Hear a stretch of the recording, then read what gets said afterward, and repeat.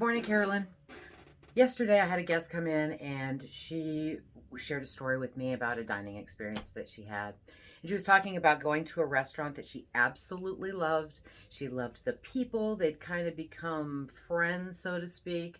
And she hasn't really been there much since the pandemic. Now that everything's open, she's been there a couple of times and she said, "You know what, Kim? I came to a realization. I'm paying a lot of money for things that really aren't as good as I make at home. The food isn't that good." And when I heard that story, I thought, oh my gosh, this is exactly what I'm trying to say to Carolyn. I'm noticing the same thing in here too. I loved your information the other day. I mean, although I don't specifically build stylists anymore like I used to, I still kind of think with that brain and I'm always aware of what's going on and I really watch.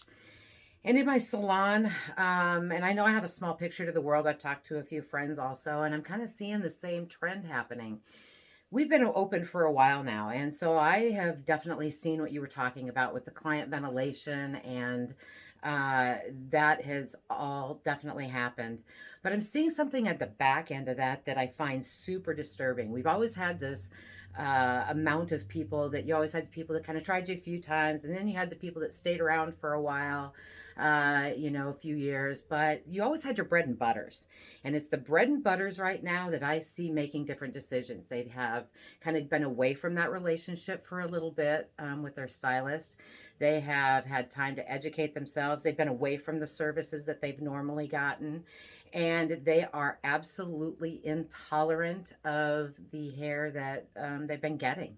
Some of them are average to okay once in a while, and then some of them are just not hitting the mark. And I see those bread and butter clients firing their stylists at a rate I have never ever seen.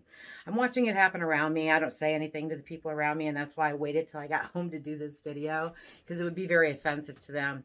I know I've tried to help them, but what's happening is if you are not good right now with building your business after the pandemic and really restructuring your focus with those guests, having those great consultations like you talked about. But I also sent something to Daniel last week after the pillar programs talking about I don't think they're good at connecting all of that, even if they're doing a great consultation, which I don't think happens almost never.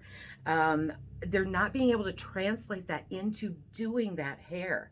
And I really think that they're having trouble connecting those dots. So that might be something moving forward. I just wanted to kind of throw that out, what I've been seeing.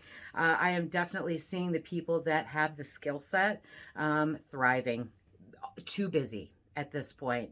I am back to, as soon as I noticed the phenomenon happening, I went to my top 5%. And thank you for that, because I now realize that my top 5 is not my same top 5. I'm going to be investigating that a little bit more. But anyway, I went to those top 5 and I let them know that I am opening my books up slightly again, and I will take referrals again on the books.